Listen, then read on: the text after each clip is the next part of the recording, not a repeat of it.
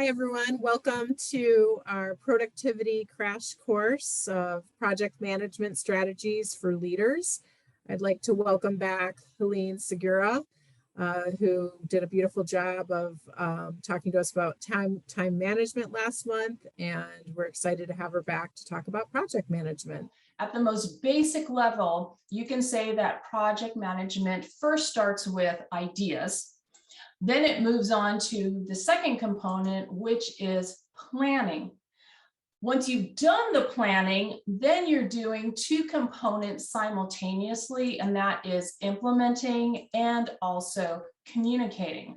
An additional part of the planning process, as you're mapping out steps, if you want to really firm up your scope, you are identifying the quality levels or the rubric or the KPI, the key performance indicator for every single step.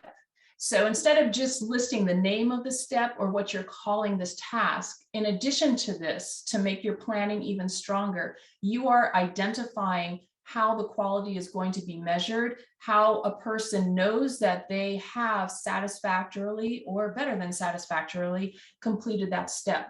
So building in that quality check. Something else that is naturally built in, and I'll repeat this again, it's that accountability factor, because when all of this is laid out and it's in a space for people to view, that builds in accountability for each individual and each team involved in this.